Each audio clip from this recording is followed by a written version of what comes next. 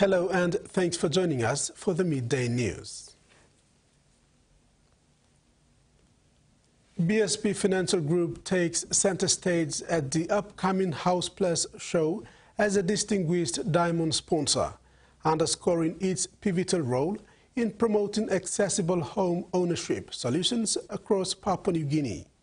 With a focus on providing financial advice and showcasing its range of home loan products, BSP aims to empower attendees with the knowledge and tools necessary to navigate the real estate market effectively. The event will feature seminars, Q&A sessions and personalized assistance from BSP's lending experts, highlighting their dedication to helping Papua New Guineans achieve their dream of owning a home. Over the last couple of weeks, Modilon General Hospital in Madang province has been badly afflicted by water and power outrages, and much more recently, the shortage of food and kitchen supplies. This has left patients having less and resorting to baked buns since midweek. Much to their relief, help arrived yesterday afternoon thanks to Golden Rice Investments, a local company run by resident Danny Neo. Neo made arrangements and had food supplies delivered, including store and garden produce, to the hospital. Dr. Sammy Thomas, surgeon and acting hospital manager, was thankful for the intervention, and acknowledged Neo's kind gesture over the years. He said the tough times has put the hospital and the Madang Provincial Health Authority in dire need of supplies necessary for the patient's care. He added that inpatients are dependent on the care of the health facility daily, including 3 meals a day. To overseas news, until this week, he was one of America's most wanted men. Now, Julian Assange has spent his first full day in Australia in 14 years. The 52-year-old still hasn't said a word publicly, but that has not stopped supporters celebrating and critics suggesting Assange was wrongly fated on his homecoming. First sighting of a free man. Stepping off a private jet across the cold Canberra tarmac and into the warm embrace of his wife, Stella, and father, John. Assange's brother in Paris watching on live on the ABC. There he is. Yeah, welcome home, Julie. Oh, wow.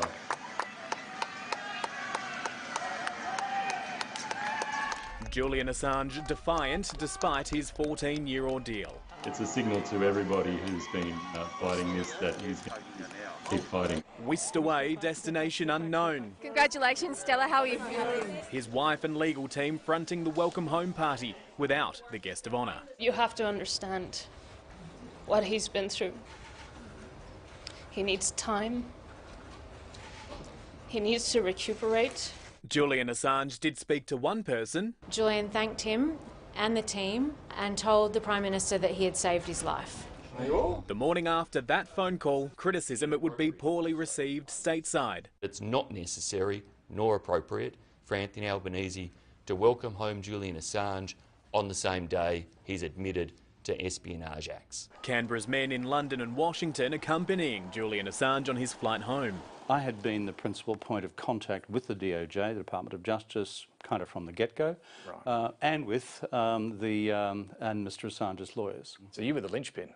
That's your term, not mine. While there have been some minor political skirmishes in Canberra about how Julian Assange's return has been handled, the overwhelming sense remains that his case has dragged on for far too long. But while the Assange legal team has made it clear they want to push for a presidential pardon in the future, that's not something the Albanese government would want to weigh in on. We've just negotiated the return of an Australian citizen from the most powerful country in the world who were prosecuting him for doing journalism. For now, the man in question is hoping to enjoy the simple things in life. Julian plans to swim in the ocean every day. But it's unlikely this is the last we'll hear of Julian Assange. Fiji Fisheries and Forestry Minister Kalaveti Ravu has appeared in the Sigatoka Magistrates Court Thursday afternoon. He has been charged by Fiji Independent Commission Against Corruption. Along with him, Regional Manager North Tekata Toaisi faces the same charge. It is believed the charges related to abuse of office. France is preparing to go to the polls this weekend for the first round of voting in a snap parliamentary election. The poll is a high-risk gamble for French President Emmanuel Macron, who dissolved parliament after his party suffered an embarrassing defeat to the far right in the AU elections early this month.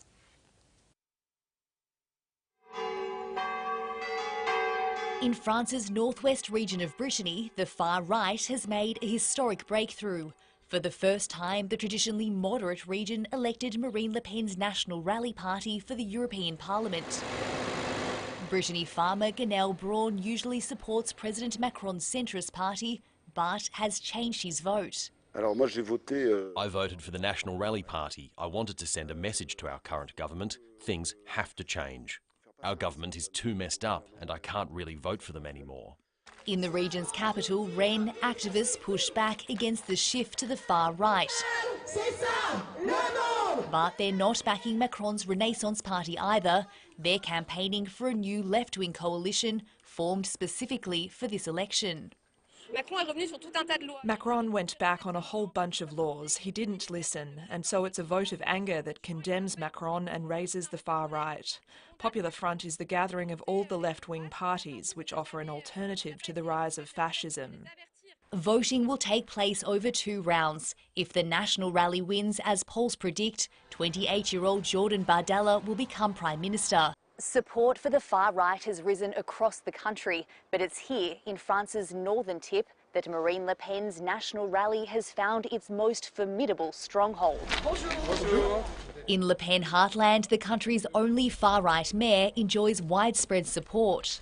Our political opponents say people should never vote for National Rally because we are incapable of managing cities. Today that argument is dead because we are in charge of large cities where we have demonstrated that we can change the daily lives of the French. Now the same thing is needed nationwide. As a mayor, he's very good. We might need them to sort things out. France is at a political crossroads, and the direction it chooses now could change the country and its place on the world stage. The new Prime Minister of the Solomon Islands said Wednesday that his visit to Australia and China are focused on creating jobs in the developing South Pacific island nation. Prime Minister Jeremiah Maneles met with counterpart Anthony Albanese in the Australian capital of Canberra during his first overseas trip since being elected last month. Manele will next visit China and then Japan. The Solomons is on the front line in competition between the US and China for influence in the Pacific.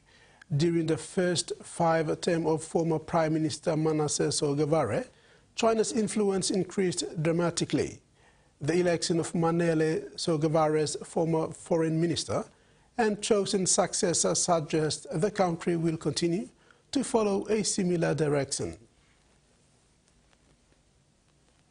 In sports, the Nakai district of West New Britain province has supported the Kimbe cutters with a funding assistance of 50,000 kina. Chairman of Nakai DDA and Minister for Oil Palm, Francis Maneke, made the presentation this morning at the Peter Humphreys Oval in Kimbe. Maneke also made a commitment to continue supporting the provincial team going forward. Chairman of Kimbe Cutters, Stephen Raphael, thanked the Nakai DDA for the timely support and assured Minister Maneke that the financial support will be put to good use and urged players to play hard and make the people of West New Britain proud. That is the spirit that needs to be sustained, not game blaming. Yeah. So we will give him mine. Not to me like thank him to Honorable Sasindran Mutuwal. He's been committing to that team.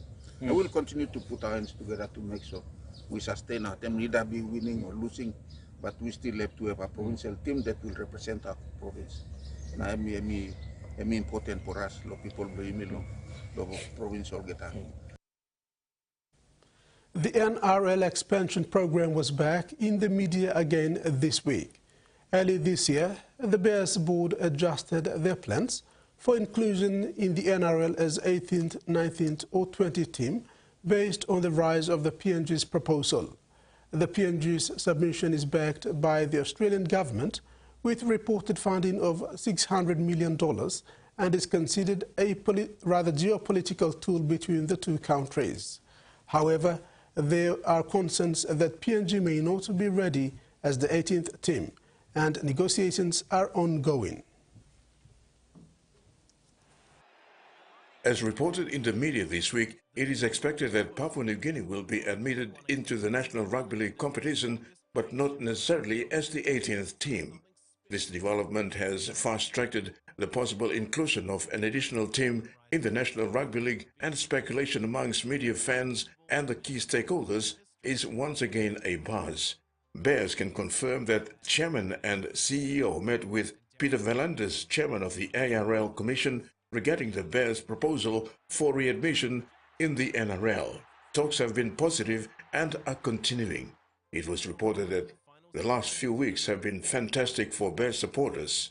Bears Chairman Daniel Dixon stated that over the past couple of years they have left no stone unturned, exploring multiple options for bringing back the Bears. Now they've narrowed the field down to one preferred partner. Perth Bears have been having ongoing discussions with the NRL, the Western Australian government and the Perth Consortium about the Perth Bears. The team would be based in Perth but would retain a strong presence in our historic home of North Sydney. The Bears bring to any partnership of 116 years of heritage an iconic brand and colours and club with pre-existing extensive pathways from juniors, development squads, junior representative teams, both male and female, all the way to their successful knock-off effect New South Wales Cup. The Bears chairman said the professionalism of the club, the elite pathways they have built, and their success on and off the field has positioned them well to achieve a dream many thought they'd never see, a return to the NRL. Terry Longwood, TV1 Sports. Thanks for watching. Join us at 6 for the main bulletin. Bye now.